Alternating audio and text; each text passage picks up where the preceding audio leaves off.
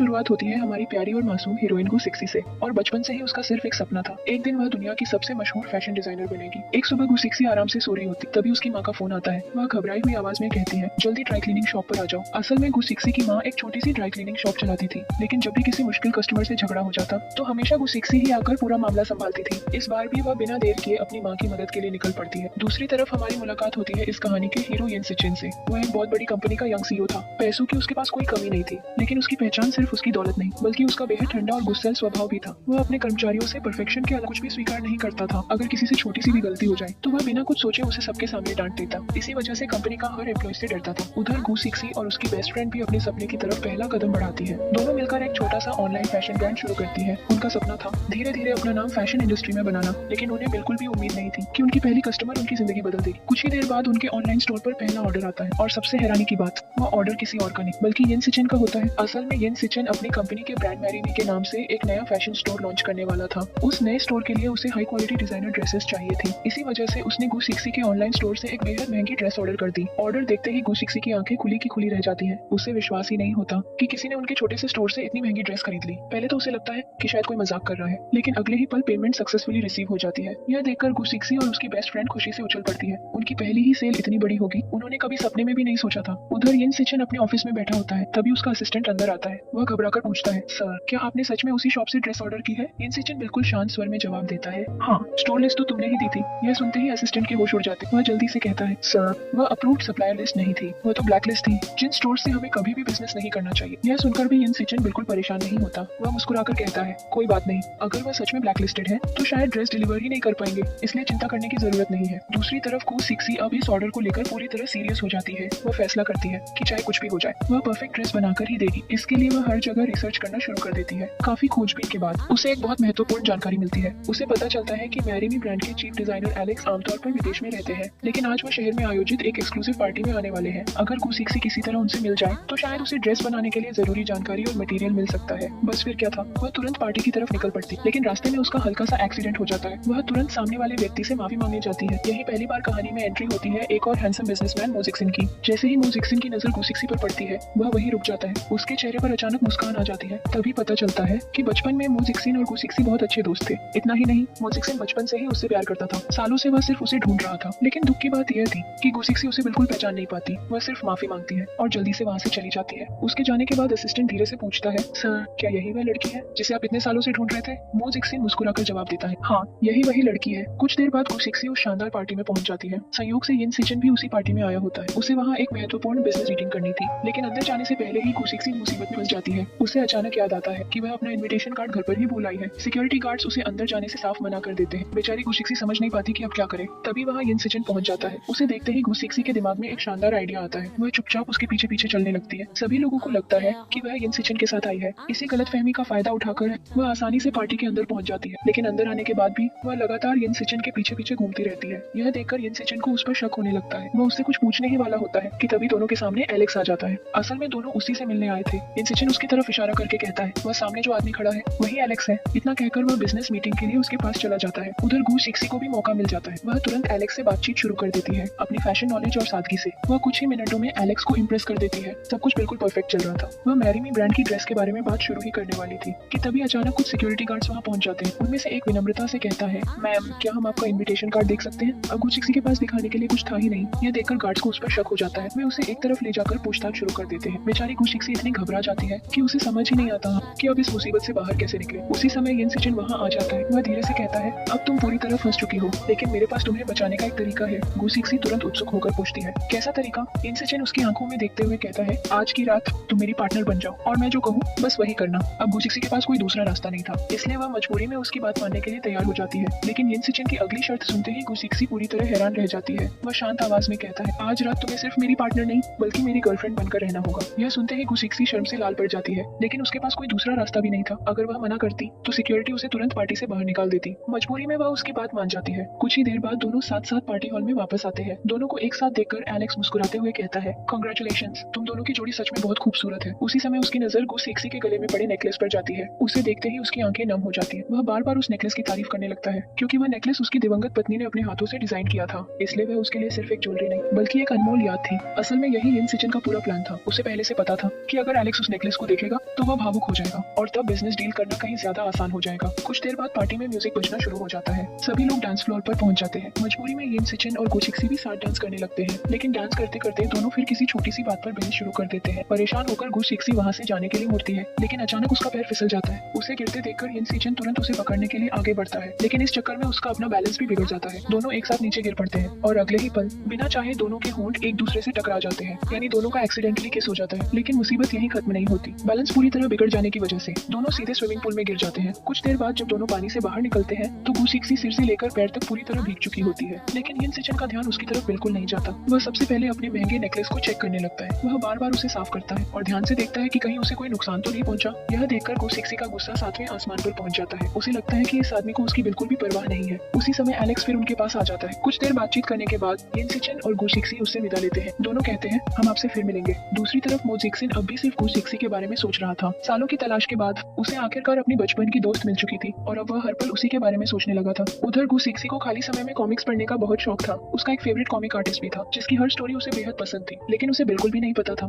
कि उसका favourite comic writer कोई और नहीं बल्कि मो जिक्सिन ही था। और उससे भी बड़ी बात, उस कॉमिक की पूरी कहानी असल में मो जिक्सिन और गो सिक्सी के बचपन की यादों पर आधारित थी। कुछ समय बाद गो सिक्सी एक बार फिर एलेक्स से मिलने जाती है। वह विनम्रता से कहती है, क्या आप वह मैरीनी वाली ड्रेस मुझे बेच सकते हैं? एलेक्स मुस्कुराकर जवाब देता है, अगर तुम सच में येन सिचन की फियांसे हो तो ड्रेस उससे ही मांग लो। यह सुनते ही गो सिक्सी तुरंत एक नया बहाना बना देती है। वह मुस्कुराकर कहती है, असल में मैं उन्हें सरप्राइज देना चाहती हूँ, इसलिए मैं उन्हें बताए बिना ड्रेस लेना चाहती हूँ। उधर पिछली रात की पार्टी की फोटोज अचानक इंटरनेट पर वायरल हो जाती है। अब हर कोई यही समझने लगता है कि गो सिक्सी और येन सिचन रिलेशनशिप में है। दुर्भाग्य से ये फोटोज गो सिक्सी के बॉयफ्रेंड तक भी पहुंच जाती है। वह बिना उसकी बात सुने फोन पर ही उस पर चिल्लाना शुरू कर देता है। गलतफहमी दूर करने के लिए गो सिक्सी उसे रेस्टोरेंट में मिलने का फैसला करती है, लेकिन वहाँ पहुंचते ही उसके पैरों तले जमीन खिसक जाती है। वह अपने बॉयफ्रेंड को किसी दूसरी लड़की के साथ रंगे हाथों पकड़ लेती है। उसे तुरंत समझ आ जाता है कि वह इतने दिनों से उसे धोखा दे रहा था। गुस्से से भरी गो सिक्सी उसे कहती है, तुम जैसे इंसान की मुझे अब कोई जरूरत नहीं, ब्रेकअप तुम नहीं करोगे, मैं तुमसे ब्रेकअप कर रही हूँ। इतना कहकर वह आंखों में आंसू लिए वहाँ से चली जाती है। संयोग से उसी रेस्टोरेंट में येन सिचन भी अपने एक दोस्त के साथ बैठा होता है। दूर से वह यह पूरा सीन देख लेता है। अगले सीन में दिल टूटने के बाद गो सिक्सी अपनी बेस्ट फ्रेंड के साथ बाहर चली जाती है। दोनों खूब शराब पीने लगती है, लेकिन किस्मत को कुछ और ही मंजूर था।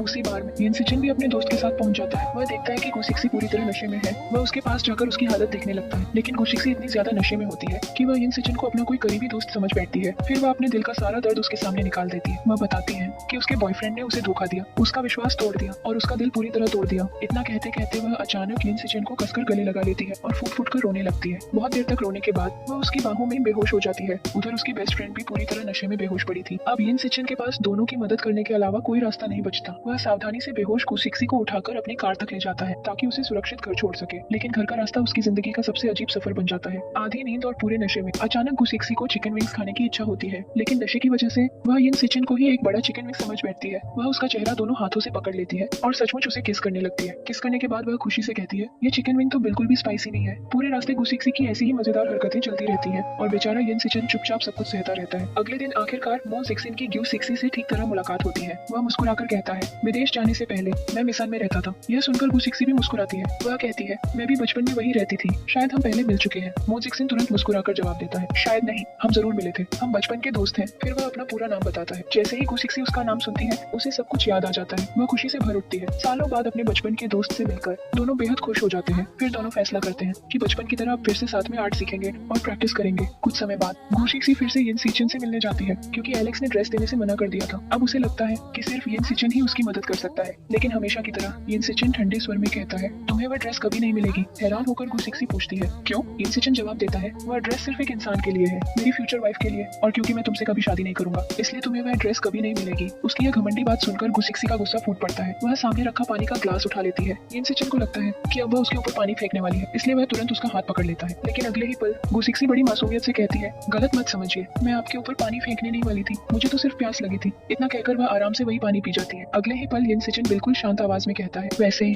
अभी कुछ देर पहले इसी ग्लास से मैंने भी पानी पिया था। यह सुनते ही गो सिक्सी एकदम से चुप हो जाती है। उसे एहसास होता है कि बिना जाने उसने उसी ग्लास से पानी पी लिया, यानी दोनों के बीच एक और इनडायरेक्ट किस हो गया था। शर्म के मारे उसका चेहरा लाल पड़ जाता है। वह जल्दी जल्दी वहाँ से निकलने की कोशिश करती है, लेकिन जैसे ही दरवाजे की तरफ बढ़ती है एक बार फिर उसका पैर फिसल जाता है और इस बार भी वह अकेली नहीं गिरती, सीधे जाकर येन सिचन के ऊपर गिर पड़ती है। दोनों कुछ सेकंड तक बिल्कुल एक दूसरे के बेहद करीब रहते हैं। उनकी आंखें एक दूसरे से टकराती हैं। कुछ पल के लिए समय जैसे थम जाता है, लेकिन अगले ही पल गो सिक्सी शर्म से उठती है और बिना कुछ कहे वहाँ से भाग जाती है। हालांकि जैसे ही वह ऑफिस से बाहर निकलती है उसे रन सीवे जो यिन सिचन की बचपन की दोस्त थी देख लेती है। उधर गु सिक्सी अभी भी हार मानने वालों में से नहीं थी। वह एक बार फिर एलेक्स से मिलने पहुंचती है। इस बार वह एक बेहद भावुक लव स्टोरी सुनाती है। वह झूठ बोलते हुए कहती है, मैं यिन सिचन से बहुत प्यार करती हूँ। मैं शादी से पहले उन्हें सरप्राइज देना चाहती हूँ, इसलिए कृपया वह ड्रेस मुझे दे दीजिए। उसकी इतनी शानदार एक्टिंग देखकर एलेक्स का दिल पिघल जाता है। उसी दौरान गु सिक्सी अपने ऑनलाइन स्टोर वाले कस्टमर से भी कॉन्टेक्ट करती है और मजेदार बात यह थी कि वह कस्टमर कोई और नहीं बल्कि यिन सिचन ही था। अब दोनों एक ही ड्रेस के पीछे पड़े हुए थे। यिन सिचन उसे अपने बिजनेस के लिए चाहता था, जबकि गु सिक्सी पहले ड्रेस खरीदकर उसी को वापस बेचने का प्लान बना रही थी। कुछ देर सोचने के बाद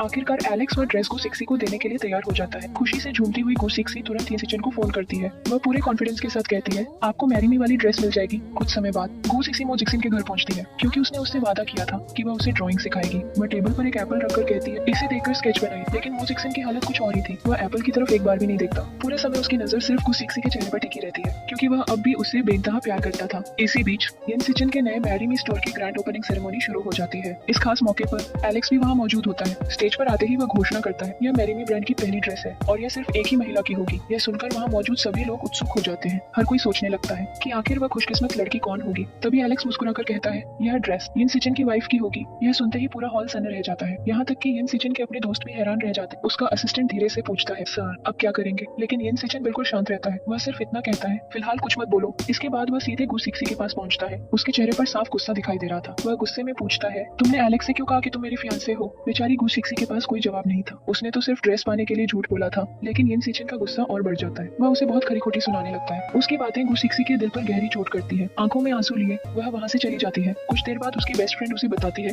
अब हमें ड्रेस के लिए मिला हुआ बड़ा डिपॉजिट वापस करना पड़ेगा। यह सुनते ही गु सिक्सी के पैरों तले जमीन खिसक जाती है। इतने सारे पैसे वह कहाँ से लाएगी? उसे कुछ समझ नहीं आता। उधर यिन सिचन का असिस्टेंट भी उसे याद दिलाता है, सर अगर हमें शॉपिंग मॉल में मैरी मी ब्रांड को बनाए रखना है तो इस गलतफहमी का कोई सोल्यूशन निकालना ही होगा। काफी देर सोचने के बाद यिन सिचन को सिर्फ एक ही रास्ता दिखाई देता है, झूठ को सच बनाना होगा। वह फिर से गु सिक्सी से मिलने जाता है और सीधे कहता है, हम एलेक्स के सामने अपनी एंगेजमेंट का नाटक जारी रखेंगे, तुम मेरी फेक फियांसे बनकर रहो। फिर वह आगे कहता है, इसके बदले मैं तुम्हें बहुत सारे पैसे दूंगा। यह प्रस्ताव सुनकर गु सिक्सी पूरी तरह चौंक जाती है, लेकिन उसे पैसों की सख्त जरूरत थी। काफी सोचने के बाद आखिरकार वह इस फेक रिलेशनशिप के लिए तैयार हो जाता है और यहीं से दोनों की कॉन्ट्रैक्ट रिलेशनशिप का नया अध्याय शुरू हो जाता है। अगले दिन दोनों एलेक्स के शोरूम पहुंचते हैं। वहाँ उनका एक स्पेशल फोटोशूट रखा गया था, क्योंकि एलेक्स ने गु सिक्सी के लिए खुद वेडिंग ड्रेस डिजाइन की थी। अब वह चाहता था कि दोनों उसी ड्रेस में कपल फोटोज करवाएं। कुछ ही देर बाद गु सिक्सी वेडिंग ड्रेस पहनकर बाहर आती है। उसे देखते ही हर कोई उसकी खूबसूरती में खो जाता है, लेकिन सबसे ज्यादा असर यिन सिचन पर होता है। वह चाहकर भी अपनी नजरें उससे हटा नहीं पाता। वह पहली बार उसे इतने गौर से देख रहा था, हालांकि वह अपने चेहरे पर कोई इमोशन नहीं आने देता। एलेक्स भी उसकी खूबसूरती की तारीफ किए बिना नहीं रह पाता। फिर फोटोशूट शुरू होता है। दोनों बिल्कुल असली कपल की तरह पोज देते हैं। हर फोटो इतनी नेचुरल आती है कि कुछ देर के लिए दोनों खुद भी भूल जाते हैं कि उनका रिश्ता सिर्फ एक कॉन्ट्रैक्ट है। उन्हें देखकर एलेक्स मुस्कुराते हुए कहता है, भगवान करे तुम दोनों हमेशा खुश रहो। तुम्हारी आने वाली शादी के लिए बहुत बहुत शुभकामनाएं। फोटोशूट खत्म होने के बाद दोनों शोरूम से बाहर निकलते हैं। बाहर सड़क किनारे गु सिक्सी अकेली खड़ी होती है। यिन सिचन कहता है, मैं तुम्हें घर छोड़ देता हूँ, लेकिन गु सिक्सी विनम्रता से मना कर देती है। उसका इनकार सुनकर यिन सिचन को थोड़ा बुरा लगता है। वह बिना कुछ कहे अपनी कार लेकर वहाँ से चला जाता है। अगले दिन गु सिक्सी फिर उसके ऑफिस पहुंचती है। वह मुस्कुराकर कहती है, आपके साथ काम करके मुझे बहुत खुशी होगी। लेकिन जवाब देने की बजाय यिन सिचन उसके सामने एक चेक रख देता है। गु सिक्सी उसे उठाकर देखती है तो उसकी आंखें फैल जाती है। वह पूरे 1 मिलियन का चेक था। वह तुरंत चेक वापस कर देती है और कहती है, मुझे आपके पैसे नहीं चाहिए। यह सुनते ही यिन सिचन ठंडी आवाज में कहता है, तो तुम्हें चाहिए क्या?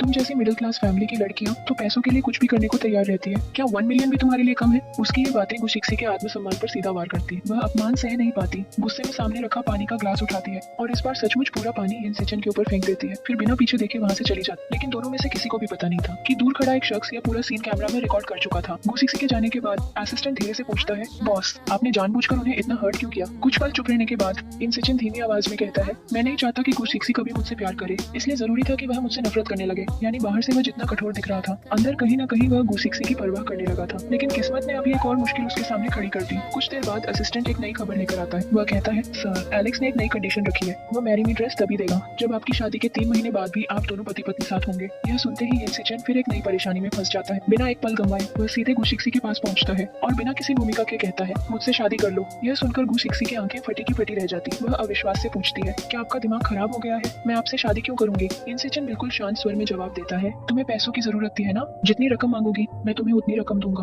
और यहीं पर कहानी एक ऐसे मोड़ पर पहुंच जाती है जहाँ एक फेक रिलेशनशिप अब शायद एक फेक मैरिज में बदलने वाली थी। गु सिक्सी तुरंत कोई जवाब नहीं देती। वह यिन सिचन से कहती है, मुझे थोड़ा समय चाहिए, इतना बड़ा फैसला मैं बिना सोचे नहीं ले सकती। इसके बाद वह अपनी बेस्ट फ्रेंड से मिलती है और उसे पूरी कॉन्ट्रैक्ट मैरिज वाली बात बता देती है। उसकी फ्रेंड ये सुनकर पूरी तरह हैरान रह जाती है। वह घबराकर कहती है, क्या तुम्हें एहसास भी है कि तुम क्या करने जा रही हो? गु सिक्सी धीरे से सिर हिला देती है। उसे अच्छी तरह पता था कि वह क्या फैसला लेने वाली है। लेकिन एक सक्सेसफुल फैशन डिजाइनर बनना उसका बचपन का सपना था और उस सपने को पूरा करने के लिए उसे बहुत सारे पैसों की जरूरत थी। काफी सोचने के बाद आखिरकार गु सिक्सी फिर से यिनसेचन से मिलती है। इस बार वह उसकी कॉन्ट्रैक्ट मैरिज वाली प्रपोजल स्वीकार कर लेती है। इसके बाद दोनों ऑफिशियल मैरिज कॉन्ट्रैक्ट साइन करते हैं। उस कॉन्ट्रैक्ट में कई रूल्स लिखे होते हैं, जैसे दोनों कभी एक ही बेड पर नहीं सोएंगे, दोनों के अलग अलग रूम्स होंगे, कोई भी दूसरे की पर्सनल लाइफ में दखल नहीं देगा और भी कई सख्त कंडीशंस उस कॉन्ट्रैक्ट का हिस्सा थी। लेकिन कॉन्ट्रैक्ट साइन करने के बाद यिनसेचन उसे एक और जरूरी बात याद दिलाता है। वह कहता है, भले ही हमारे रूम्स अलग होंगे लेकिन तुम्हें मेरे ही घर में रहना होगा। अब तुमने कॉन्ट्रैक्ट साइन कर दिया है, इसलिए हर रूल फॉलो करना होगा। इसके बाद यिनसेचन अपने पिता को इस कॉन्ट्रैक्ट मैरिज के बारे में बताता है। सच्चाई सुनते ही उसके पिता गुस्से से आग बबूला हो जाते हैं। उन्हें बिल्कुल पसंद नहीं आता कि उनका बेटा सिर्फ बिजनेस के लिए शादी कर रहा है। लेकिन यिनसेचन उन्हें समझाते हुए कहता है, मैं यह सब सिर्फ कंपनी के लिए कर रहा हूँ। काफी समझाने के बाद उसके पिता किसी तरह शांत हो जाते हैं। उधर गु सिक्सी भी वेडिंग इन्विटेशन लेकर अपने घर पहुंचती है। लेकिन दुख की बात यह थी कि उसके परिवार में किसी को भी उसकी शादी में खास दिलचस्पी नहीं थी। उसी समय यिनसेचन के असिस्टेंट्स वहां पहुंचते हैं। उनके हाथों में पूरे परिवार के लिए महंगे गिफ्ट्स होते हैं। जैसे ही सब लोग उन लग्जरी गिफ्ट्स को देखते हैं, पूरा परिवार खुशी से झूम उठता है। कुछ समय बाद गु सिक्सी और यिनसेचन अपनी प्री वेडिंग फोटोशूट के लिए मिलते हैं। इस फोटोशूट में एलेक्स द्वारा डिजाइन किया गया वेडिंग गाउन पहनना था। जब गु सिक्सी वह वेडिंग ड्रेस पहनकर बाहर आती है तो यिनसेचन कुछ पल के लिए उसे बस देखता ही रह जाता है। उसकी खूबसूरती देखकर वह पूरी तरह मंत्रमुग्ध हो जाता है। दूसरी तरफ यिनसेचन के दोस्त अब भी कंफ्यूज थे। उन्हें समझ ही नहीं आ रहा था कि इतना बड़ा सीईओ अचानक एक साधारण लड़की से शादी क्यों कर रहा है। आखिरकार वे उससे पूछ ही लेते हैं, तुमने गु सिक्सी से शादी करने का फैसला क्यों किया। यिनसेचन बिना कोई इमोशन दिखाए जवाब देता है, क्योंकि मैं गु सिक्सी से प्यार करता हूँ, इसीलिए मैं उससे शादी कर रहा हूँ। उसका जवाब सुनकर उसके सभी दोस्त एकदम चुप हो जाते हैं। किसी को समझ नहीं आता कि वह सच बोल रहा है या झूठ। कुछ ही देर बाद वेडिंग रिंग्स भी आ जाती है। उसी समय ग्रैंडमा येन भी दोनों से मिलने पहुंचती है। उनके साथ रैंसी वे भी वहां आ जाती है। जैसे ही उसकी मुलाकात गु सिक्सी से होती है, वह पहली ही बात कहती है, तुमने यिनसेचन को मुझसे छीन लिया। यह सुनते ही गु सिक्सी समझ जाती है कि उसकी मैरिड लाइफ की सबसे बड़ी प्रॉब्लम सामने खड़ी है। आखिरकार शादी का दिन आ जाता है। हाथों में फ्लावर्स का बुके लिए वेडिंग ड्रेस पहने गु सिक्सी धीरे धीरे आयल से चलते हुए यिनसेचन की तरफ बढ़ती है। जैसे ही यिनसेचन उसे देखता है, वह पूरी तरह उसकी खूबसूरती में खो जाता है। उसे पहली बार महसूस होता है कि गु सिक्सी उसकी कल्पना से भी ज्यादा खूबसूरत है। कुछ ही देर बाद वेडिंग सेरेमनी शुरू हो जाती है। दोनों अपनी मैरिज वाउस लेते हैं और फिर ऑफिशियली उन्हें हस्बैंड एंड वाइफ घोषित कर दिया जाता है। अब बारी थी उनके फर्स्ट वेडिंग किस की। लेकिन हमेशा की तरह यिनसेचन कुछ अलग ही कर बैठता है। वह किस करने से ठीक पहले अपने और गु सिक्सी के होंठों के बीच एक छोटा सा ग्रेप रख देता है, जिसकी वजह से दोनों का असली किस हो ही नहीं पाता। गु सिक्सी उसकी इस अजीब हरकत को देखकर पूरी तरह हैरान रह जाती है। वेडिंग सेरेमनी खत्म होने के बाद गु सिक्सी की मां चुपचाप यिनसेचन को एक लेटर देती है। पूरा परिवार चाहे जैसा भी हो, लेकिन उसकी मां ही थी जो सच में अपनी बेटी की सबसे ज्यादा परवाह करती थी। लेटर के साथ वह उसे एक क्रेडिट कार्ड भी वेडिंग गिफ्ट के रूप में देती है। लेटर में सिर्फ एक ही रिक्वेस्ट लिखी होती है, कृपया मेरी बेटी का हमेशा ख्याल रखना। उधर वेडिंग रिसेप्शन में गु सिक्सी सभी के साथ सेलिब्रेट करने लगती है। वह खुशी खुशी एक के बाद एक ड्रिंक पीती जाती है और देखते ही देखते पूरी तरह नशे में धुत हो जाती है। नशे की हालत में वह गलती से सीधे यिनसेचन के बेडरूम में चली जाती है और उसके बेड पर जाकर लेट जाती है। कुछ देर बाद यिनसेचन भी अपने रूम में आता है। उसे देखते ही गु सिक्सी अचानक रोने लगती है। आंसुओं के बीच वह कहती है, दुनिया में लोग प्यार की वजह से शादी करते हैं, उनकी शादी खुशियों से भरी होती है, लेकिन हमारी शादी सिर्फ एक कॉन्ट्रैक्ट की वजह से हुई। मेरी पूरी जिंदगी तुम्हारी वजह से बर्बाद हो रही है। इतना कहकर वह फिर से चुपचाप बेड पर लेट जाती है। उसकी हालत देखकर यिनसेचन उसके पास आता है। वह धीरे से पूछता है, आखिर हुआ क्या है। लेकिन इससे पहले कि वह कुछ और कह पाता, गु सिक्सी अचानक उसे कसकर गले लगा लेती है। कुछ ही सेकंड में वह उसे पकड़कर ही गहरी नींद में सो जाती है। अब बेचारा यिनसेचन बिल्कुल हिल भी नहीं सकता था, क्योंकि अगर वह हिलता तो गु सिक्सी की नींद खुल जाती। उधर यिनसेचन की मां अभी भी पेरिस में बिजनेस ट्रिप पर थी। दिलचस्प बात यह थी कि उसके पिता ने अब तक उन्हें यह भी नहीं बताया था कि उनका बेटा शादी कर चुका है। दूसरी तरफ रैंसी वे की मुलाकात यिनसेचन के बेस्ट फ्रेंड से होती है। वह पूछती है, क्या तुम्हें पता है यिनसेचन ने गु सिक्सी से शादी क्यों की। वह सिर्फ सिर हिलाकर कहता है, सच कहूँ मुझे भी कुछ नहीं पता। उधर जब मो जिक्सिन को यिनसेचन और गु सिक्सी की शादी की खबर मिलती है तो उसका दिल टूट जाता है। जिस लड़की से वह बचपन से प्यार करता था, आज वह किसी और की पत्नी बन चुकी थी। अगली सुबह गु सिक्सी धीरे धीरे अपनी आंखें खोलती है और जैसे ही उसे एहसास होता है कि वह यिनसेचन के बेडरूम में है, वह घबरा जाती है। वह जल्दी से पूछती है, कल रात हमारे बीच कुछ हुआ तो नहीं। उसी समय यिनसेचन रूम में आता है। वह बिल्कुल शांत स्वर में कहता है, रिलैक्स, कुछ नहीं हुआ, तुम पूरी रात नशे में मुझे परेशान करती रही। इसके बाद वह गु सिक्सी को अपनी आलीशान मैंशन की सैर कराता है। पूरा घर दिखाने के बाद वह फिर कॉन्ट्रैक्ट की याद दिलाता है, आज से तुम यहीं रहोगी और कॉन्ट्रैक्ट का हर रूल फॉलो करोगी। आखिर में वह उसे एक अलग ड्रेसिंग रूम दिखाता है और कहता है, आज से यही तुम्हारा रूम होगा, तुम यहीं सोओगी। इस तरह गु सिक्सी आधिकारिक तौर पर यिनसेचन की मैंशन में रहने लगती है, लेकिन कॉन्ट्रैक्ट के मुताबिक उसे बेडरूम की जगह ड्रेसिंग रूम में ही सो पड़ता है। अगली सुबह यिनसेचन अपने रूम में कपड़े बदल रहा होता है। उसी समय गु सिक्सी बिना नौके अंदर चली आती है। जैसे ही उसकी नजर आधे कपड़ों में खड़े यिनसेचन पर पड़ती है, वह जोर से चीख पड़ती है। कुछ ही सेकंड में दोनों फिर एक नई फनी और ऑकवर्ड सिचुएशन फंस जाते हैं। उसी रात यिनसेचन अपने रूम में एक्सरसाइज कर रहा होता है। तभी गु सिक्सी अंदर आकर शिकायत करती है, मैं अब इस तरह सोफा पर नहीं सो सकती। यिनसेचन उसकी तरफ देखकर कहता है, यह मेरा घर है, यहाँ वही होगा जो मैं कहूंगा। लेकिन इस बार गु सिक्सी भी पीछे हटने वालों में से नहीं थी। वह जिद करके सीधे उसके बेड पर बैठ जाती है और कहती है, मैं कहीं नहीं जाने वाली। यिनसेचन आखिरी बार उसे वार्निंग देता है, मेरी बात मान लो वरना पछताओगे। पछताओगी। लेकिन गुसिक्सी टस से मस नहीं होती। आखिरकार इनसिचन उसे अपनी बाहों में उठा लेता है और आराम से वापस सोफा पर छोड़ आता है। बेचारी गुसिक्सी के पास कोई दूसरा विकल्प नहीं बचता। अब उसे इनसिचन को परेशान करने का नया आइडिया सोचता है। वह एक बुक उठाती है और छोटे बच्चे की तरह जोर जोर से पढ़ना शुरू कर देती है। असल में पहले ही इनसिचन उसे बता चुका था कि उसे कई सालों से सीवियर इंसोम्निया है। उसे रात भर नींद नहीं आती। यही बात जानते हुए गुसिक्सी जानबूझकर और भी तेज आवाज में बुक पढ़ने लगती है ताकि बेचारा इनसिचन पूरी रात बिल्कुल भी चैन से सो न सके। हैरानी की बात यह थी कि सिर्फ कुछ ही मिनटों बाद इनसिचन गहरी नींद में सो जाता है। यह देखकर गुसिक्सी धीरे धीरे उसके पास जाती है। वह मुस्कुराते हुए फुसफुसाकर कहती है, झूठे कहीं के, कह रहे थे कि आपको नींद ही नहीं आती और अब देखो कितनी आराम से सो रहे हैं। अगली सुबह अलार्म की आवाज सुनकर इनसिचन की आंख खुलती है। वह अचानक उठकर बैठ जाता है। उसके चेहरे पर साफ हैरानी दिखाई देती है। वह खुद से कहता है, मैं सच में सो गया था। यही पहली बार हमें एहसास होता है कि इनसिचन सचमुच कई सालों से सीवियर इंसोम्निया से परेशान था और शायद बहुत लंबे समय बाद उसे पहली बार इतनी सुकून भरी नींद आई थी। सबसे अजीब बात यह थी कि गुसिक्सी की बुक पढ़ने की आवाज सुनकर ही उसे नींद आई थी। थोड़ी देर बाद इनसिचन हमेशा की तुलना में काफी देर से ऑफिस पहुंचता है। उसे लेट देखकर असिस्टेंट हैरान हो जाता है। वह पूछता है, सर आज इतनी देर कैसे हो गई? इनसिचन बिल्कुल सामान्य अंदाज में जवाब देता है, आज सुबह ओवरस्लीप हो गया था। यह सुनते ही असिस्टेंट की आंखें फैल जाती। वह मन ही मन सोचता है, मतलब बॉस कल रात सच में सोए थे। उधर गुसिक्सी अपने ऑनलाइन स्टोर वाली कंपनी के हेड ऑफिस पहुंचती है। उसके अकाउंट में कुछ प्रॉब्लम्स आ गई थी, लेकिन वहां पहुंचकर उसे एक और बड़ा सरप्राइज मिलता है। वह देखती है कि उस कंपनी का ओनर कोई और नहीं बल्कि मोजिक्सिन है। दूसरी तरफ ग्रैंडमा येन ने रनसीवे से एक खास कस्टमाइज्ड हैंडबैग तैयार करवाया था। वह हैंडबैग सिर्फ और सिर्फ गुसिक्सी के लिए बनवाया गया था। कुछ समय बाद मोजिक्सिन गुसिक्सी को डिनर पर इनवाइट करता है। डिनर के दौरान गुसिक्सी पहली बार खुलकर अपने दिल की सारी बातें उसे कहती है। वह बताती है कि इन दिनों उसकी जिंदगी में कितनी परेशानियां चल रही। सब कुछ सुनने के बाद मोजिक्सिन मुस्कुराकर कहता है, जब भी तुम्हें मेरी जरूरत होगी मैं हमेशा तुम्हारी मदद करूंगा। उसी शाम जब गुसिक्सी मैंशन वापस लौटती है तो ग्रैंडमा येन बड़े प्यार से उसे वही कस्टमाइज्ड हैंडबैग गिफ्ट करती है। वह बताती है कि यह खास उसके लिए विदेश से बनवाया गया है। गुसिक्सी उनकी इस ममता से बेहद भावुक हो जाती है। उसी रात अचानक इनसिचन उससे कहता है, आज फिर से मेरे लिए बुक पढ़ दो। असल में पिछली रात उसकी आवाज सुनकर उसे अच्छी नींद आई थी, लेकिन इस बार गुसिक्सी साफ मना कर देती है। वह मुस्कुराकर कहती है, पहले एक गेम खेलते हैं। जो जीतेगा वह अपनी एक विश मांगेगा और हारने वाले को वह विश पूरी करनी होगी। इनसिचन भी गेम खेलने के लिए तैयार हो जाता है। कुछ देर बाद गेम खत्म होता है और हैरानी की बात, इस बार इनसिचन हार जाता है। तुरंत गुसिक्सी खुशी से कहती है, अब मैं आज रात कोई बुक नहीं पढ़ूंगी। कॉन्ट्रैक्ट की तरह गेम का रूल भी मानना जरूरी था, इसलिए इनसिचन